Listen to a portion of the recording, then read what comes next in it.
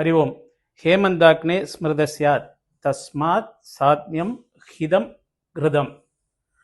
அதாவது இப்போ இருக்கக்கூடிய இந்த ஹேமந்த ருத்து அப்படின்னு சொல்லக்கூடிய நாள் இப்போ இந்த நவம்பர் பாதியிலேருந்து ஆரம்பிக்கிறது, நமக்கு பொங்கல் வரைக்கும் இருக்கும்.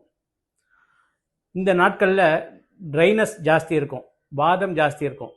என்னன்னு பார்த்தா வெளியில் குளிர்ச்சி அதிகமாக இருக்குது, பனிலாம் வருது இல்லையா, அப்போ உள்ளுக்குள்ளே ஹீட் ஜாஸ்தி ஆகும். ஏன்னா பாடி சமனம் பண்ணுறதுக்காக அது ஹீட் ஜாஸ்தி ஆகும். அந்த நேரத்தில் மற்ற நேரத்தை விட இந்த நேரத்தில் ரொம்ப ஜாக்கிரதையாக நம்ம சாப்பிடணும். என்ன சாப்பிடணுன்னா, கொஞ்சம் உணவில் இனிப்பு சேர்த்துக்கணும், உப்பு சேர்த்துக்கணும், அதே மாதிரி துவர்ப்பு சேர்த்துக்கணும். இந்த அறுசுவை உணவில் நம்ம ரொம்ப மிஸ் பண்ணுறது பார்த்திங்கன்னா துவர்ப்பாக இருக்கும். இப்போ துவர்ப்புக்கு நம்ம வாழைப்பூ சாப்பிடலாம், இன்னும் நிறைய விஷயங்கள் இருக்குது. நீங்கள் எளிமையாக சாப்பிட்றதுக்கு நான் ஒரு ஐடியா சொல்லித்தரேன். பார்க்க சீவினா அதுக்கு பேர் சீவல் இல்லையா, அந்த சீவலை கொஞ்சம் எடுத்து அதக்கிண்டிங்கன்னா இந்த தோற்பு தன்மை வரும். இது ஓவரிக்கும் நல்லது, இந்த ஹேமந்த ருத்துவுக்கும் நல்லது. இது ஆயுர்வேத சாஸ்திரம்.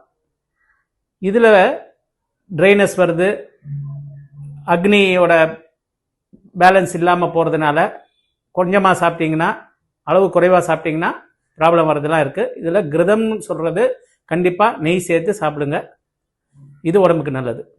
இதுவே ஹோமியோபதி பார்ட்டில் பார்க்கும்போது இந்த டயத்தில் சில்னஸ்னால் வரக்கூடிய அக்ரவேஷன்ஸ் பார்த்தீங்கன்னா ரஸ்டாக்ஸ்னு ஒரு மருந்து வரும், டல்கமாரான்னு மருந்து வரும், சைலீஷியான்னு வரும். இப்போ உட்காந்துட்டு இருக்கேன் டாக்டர், கொஞ்சம் எழுந்து நடக்கும்போது எழுந்துக்கிறச்சே கொஞ்சம் சிரமமாக இருக்குது, அப்புறம் நடந்து ஈஸியாக நடந்து போயிடுறேன் அப்படின்னு சொன்னால் உங்களுக்கு ரஸ்டாக்ஸுங்கிற மருந்து வரும்.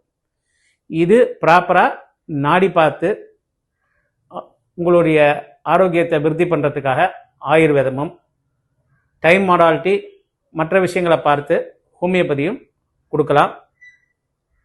உங்களுக்கு தேவைப்பட்டால் குருபாலாவை கான்டாக்ட் பண்ணுங்கள். நன்றாக குருவாழ்க, குருவே துணை.